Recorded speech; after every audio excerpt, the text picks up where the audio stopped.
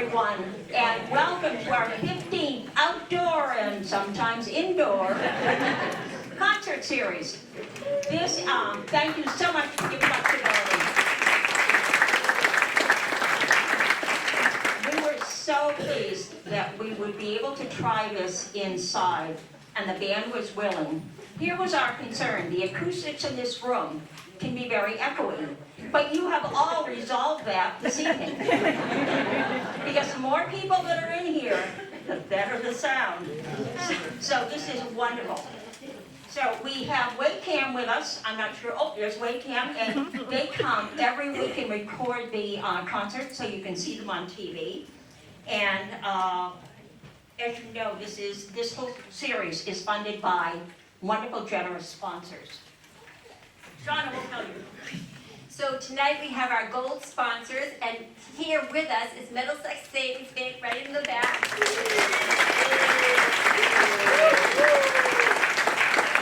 And they brought lots of fun things, so if you haven't had a chance, please at some point stop by and say hello. They have lots of fun giveaways. We also have a gold sponsor is the residents at Payne Estate, and we have many of their residents with us here tonight.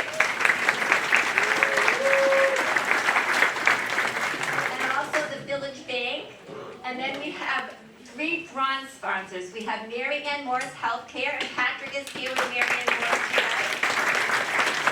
So please stop by and say hello to him. Also, Joanne Berry, who is a real estate agent, is another one of our bronze sponsors, and she is in the band.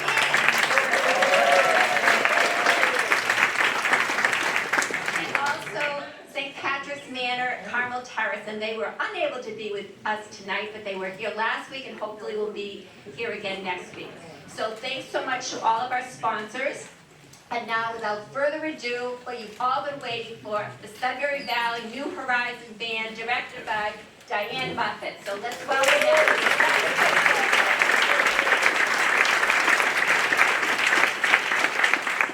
So nice to see so many familiar faces, friends and parents of former students, and so thank you for coming.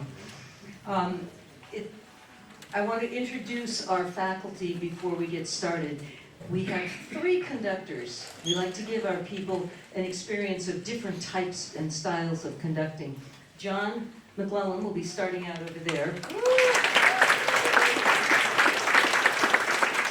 Linda Murdoch back there behind the tuba. And myself, and back here behind the drum set is Dan Foote, who runs all things.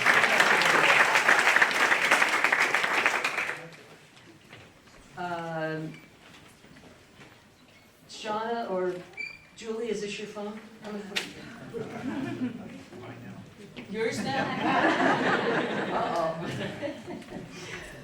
Uh-oh. Well, given that it's almost the 4th of July and it's the 250th anniversary, we decided a collection of great American music and composers would be a good thing for tonight. Some of the pieces you'll know, some you may not know, but you'll learn. I'm going to MC and tell you little stories about each piece, or a little bit of history, and give you a sense of what's coming or how the piece was written or whatever. So without any further ado, let's get it started. Our first piece is Yankee Doodle and Chester. It's a combination piece. And of course you probably know Yankee Doodle, most of you at least. But you may not have heard of Chester. It's not as common as Yankee Doodle, for example. However, it was written by William Billings, who was born in Boston, and he wrote this piece in 1770, just a little before the Revolution. And he was actually our very first American composer, William Billings. Who? That's who. He was our very first American composer. And Chester was a hymn, a patriotic hymn, that was probably the most often sung hymn during the American Revolution. And eventually it actually became the unofficial national anthem for several years. All these things you didn't know about that, right? And the colonial soldiers sang it, whether they were raising a beer or marching off to war, they were singing this song. It was popular, it had the second greatest popularity. And the first, Yankee Doodle. Yankee Doodle was a pre-Revolutionary War song. And the Brits were the ones who were singing this during the French and Indian War. And it was to mock the ragtag colonial soldiers who were fighting with them. So it was a bit bullying. But as is often done with bullying, instead of getting upset about it, the Yanks turned around, wrote their own verses for it, and it became the most popular song in the fledgling United States during the American Revolution. So, oh, and it's also the state song for Connecticut. John, take it away.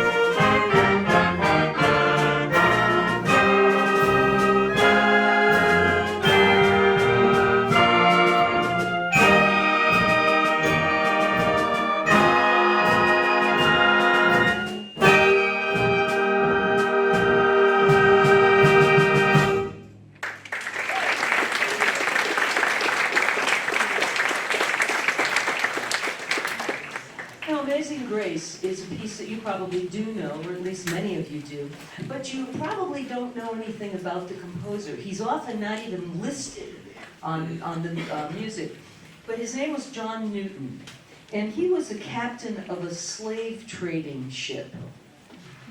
And in 1772, he wrote this song after an extremely violent storm at sea, where he and the whole ship, all of the sailors thought, this is it, we're going down. And he wasn't a particularly religious person, nor was he a very nice person, but he ended up speaking for the entire time of the storm and saying, Lord, have mercy upon us. Lord, have mercy upon us. His religious conversion happened many years later, but he did leave the slave trade and became an Anglican minister. And the roots of his songs are in England, but they quickly, in particular this one, became mainstays in the churches here in the United States. It's autobiographical.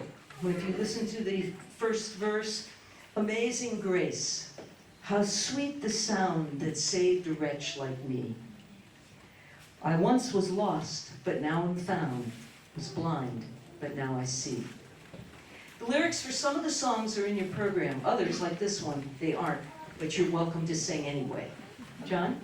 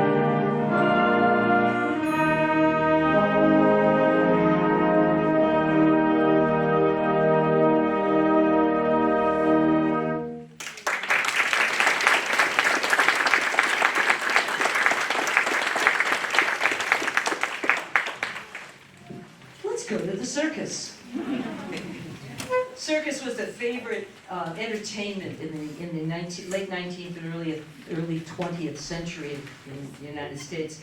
When the circus came to town, everything stopped and everyone went to the circus. Carl King, who wrote Barnum and Bailey's Favorite, he's from Ohio. He was a bandmaster and composer, mostly self-taught. He played both cornet and euphonium, and at 19 he was given a job conducting a circus band, and the rest is history. I want to give you a little bit of interesting trivia about circus bands. First of all, the musicians, who are brass players, are called windjammers. Yes, that's like the ship. Windjammers. And you may go, what? That's what they call the musicians?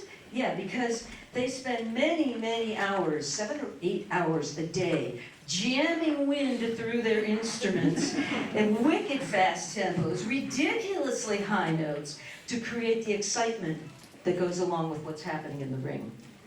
And speaking of what's happening in the ring, if you've ever been to a circus or watched it on TV, you know how the horses gallop along with the music, and they're just right with.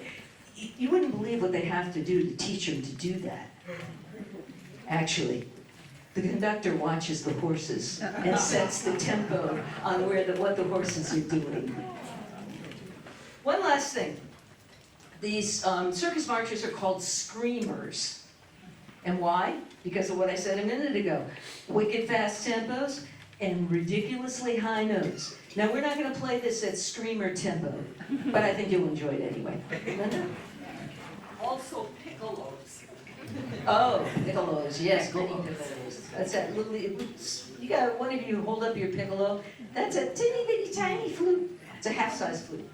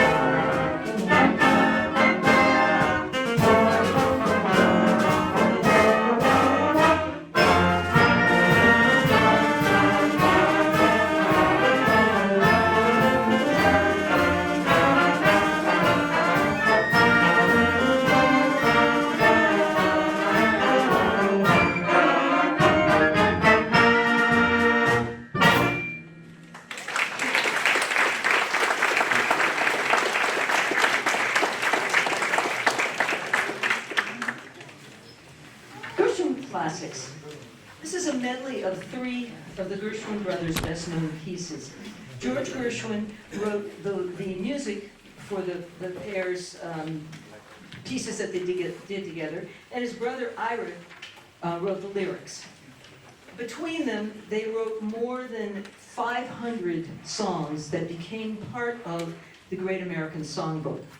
Now, this is not actually a book of songs. Great American Songbook refers to a genre of an era, early 20th century, favorite popular tunes and favorite jazz tunes and other kinds of music that people love to sit around the piano at night and play. You'll hear three things: Strike Up the Band, which is the title song of a musical George Gershwin wrote, and it's about politics and war. We don't need that. Summertime, which is an opera by Porgy and Bess, from the opera Porgy and Bess, which was the most successful opera during the 20th century. And then Rhapsody in Blue. There's an interesting story with this that I want to tell you. Paul Whiteman, who was the director of one of the great all-time jazz bands, I see some nods, yeah. He asked George Gershwin if he would write a jazz concerto. And Mr. Gershwin said, oh, yeah, sure. But then he forgot about it. And he was working on a commission for a Broadway show. And so, he was doing that. And his brother saw an announcement about this concert and the fact that this piece, that George hasn't started yet, was going to be played. He wrote it on the train, and I want to read what he said about riding on the train and what this piece means to him. It was on the train, with its steely rhythms, its rattly bang, that's so often stimulating to a composer. I frequently hear music in the very heart of the noise. And there, I suddenly heard and even saw on paper the complete construction of the Rhapsody from the beginning to the end. I heard it as sort of a musical kaleidoscope of America, from our vast melting pot of our unduplicated national pep and our metropolitan madness. By the time I reached Boston, I had a definite plot of the piece. Linda?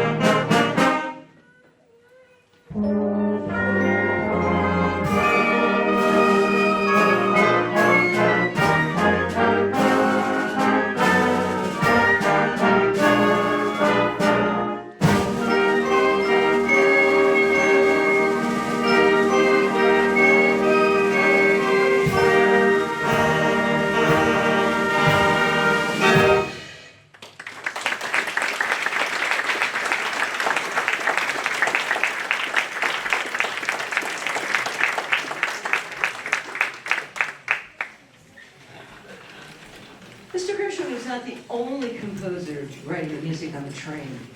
John Philip Sousa did a lot of that.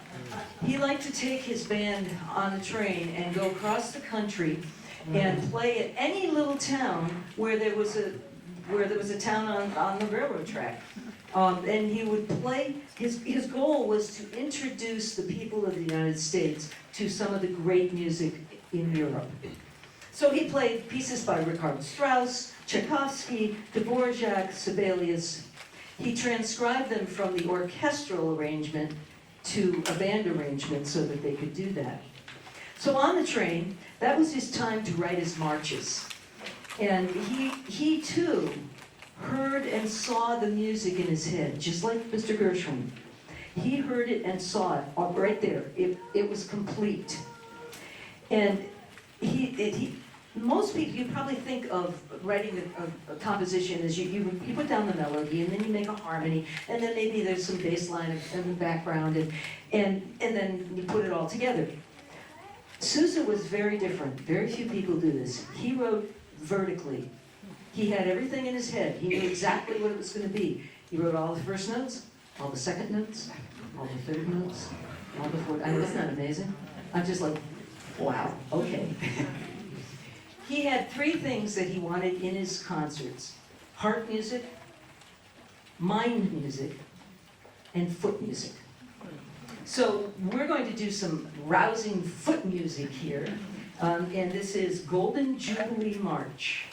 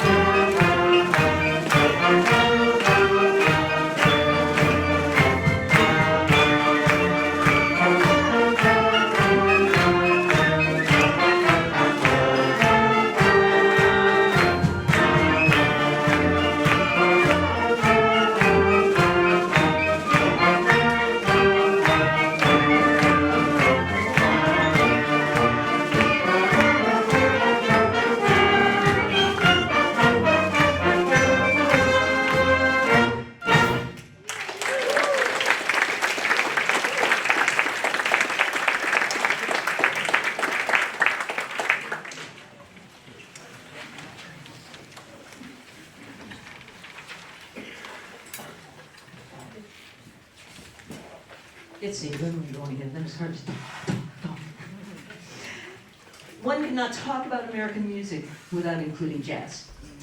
Many, many styles of jazz, but they all started right here. Jazz grew out of the American Negro songs. Clearly, American roots. And Louis Armstrong is probably the most recognized name in jazz, and he shaped the world of jazz in the 20th century. We're going to do four sections, let's try that again. We're going to do short sections of four pieces that he loved to play and sing. Remember that gravelly voice? That happened because he was busking, meaning playing for money out on the street, and he had to sing really loudly to be heard over the other buskers, and he injured his vocal cords. So this is four that he didn't write. He loved to do other people's music. What a Wonderful World, When the Saints Go Marching In, St. Louis Blues, and Hello Dolly. And please feel free to sing if you know the words.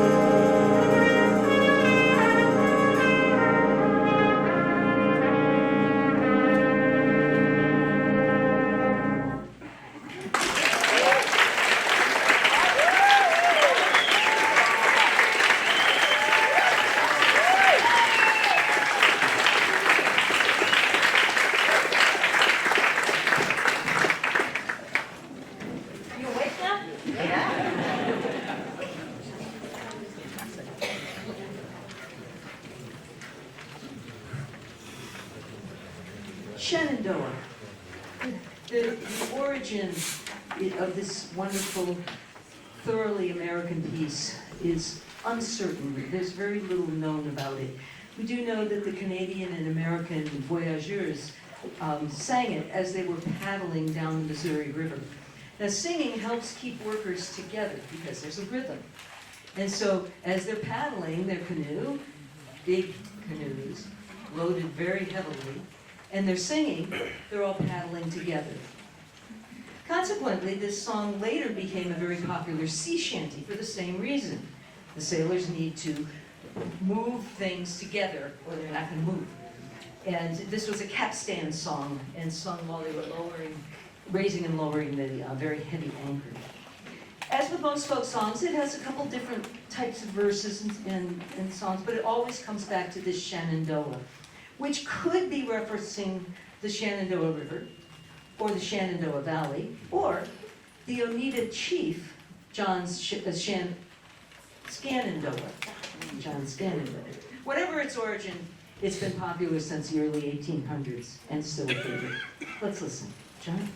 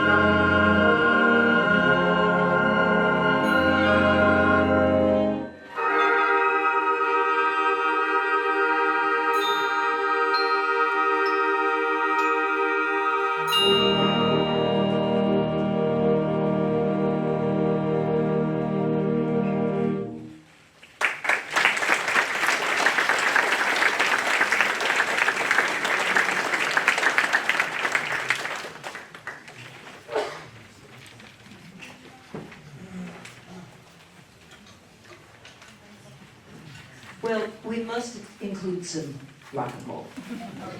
You can't do American music without rock and roll. Chuck Berry is the father of rock and roll, and he is the one who wrote Johnny B. Good. He was a black singer, primarily singing and working in the black genre of rhythm and blues. And he took the elements of the black R&B and added some hints of white country western, and voila, we had rock and roll. A combination of black and white music, created here in the United States and popular all over the world. Johnny B. Good is one of the 27 songs that was included on the golden record that went up with the Voyager spaceships. Yeah. So it's an important piece. Lyrics are on your lyric sheet. It's a little hard to fit them all in, so I'm going to sing with you so that if you are really feeling adventuresome, you can try to sing all the words. If you don't want to sing all the words, just do the go, Johnny, go, go, go. All right. There's a longish introduction. I'll help you come in at the right time. But first we have to do the pronunciation thing. Louisiana, that's northern. Southern, Louisiana. My brother tells me that's the way it is. Louisiana. Please say that with me. Louisiana. It goes along with New Orleans. Okay, take it away, John. Everybody got your words out there?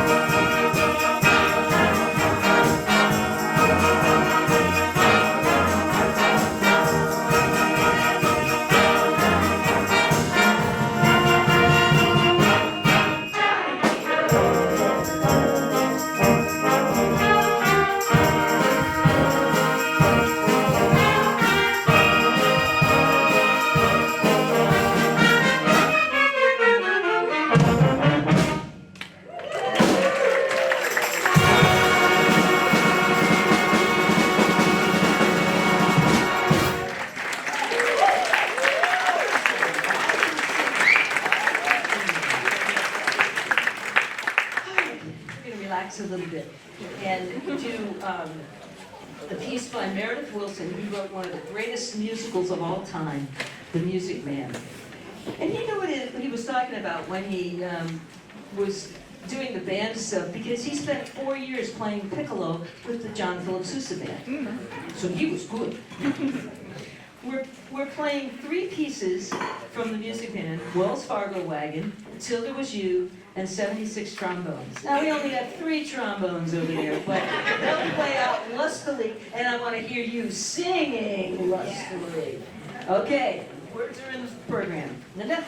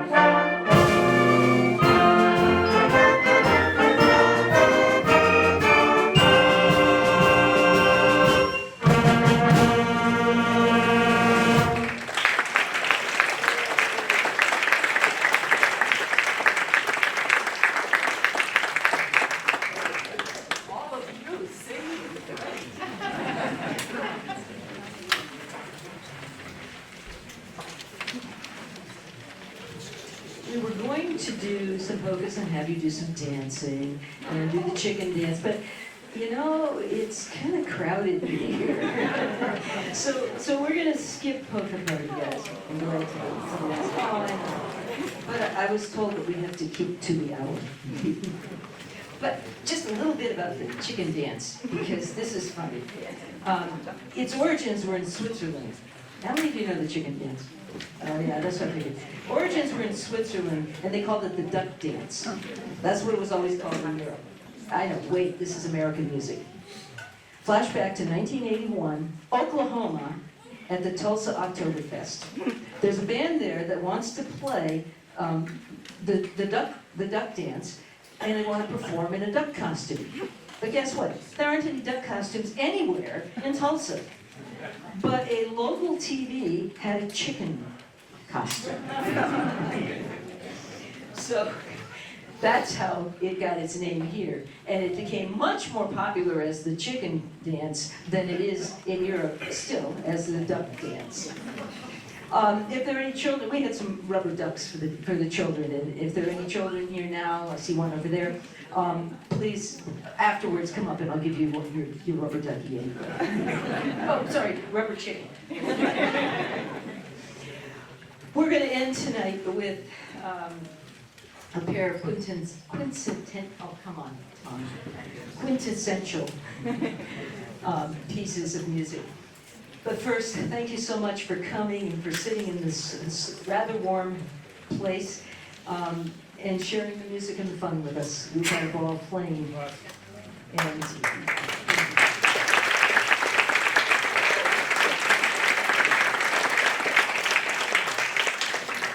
so take me out to the ball game. This classic and ageless baseball park song is about a young woman in the 1900s, early 1900s, and her beau wants to take her out to dinner. And she goes, oh, I don't want to go to dinner. Take me out to the ball game.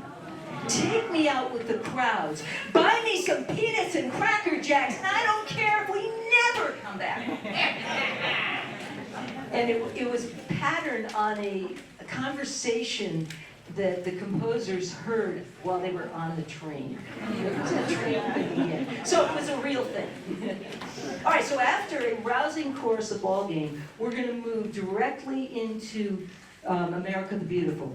And as we sing this, first of all, in 1893, Catherine Lee Bates, who was a professor at Wellesley College, okay, so she's a local girl, she was visiting Pikes Peak in Colorado and a bunch of other beautiful places around the country, and she was inspired to write this poem. And as we sing, I'd like you to think of one of your favorite places in the United States, and one that is beautiful, is special to you, and that you just love being there. And imagine it and savor it. But first, let's go to the ballpark.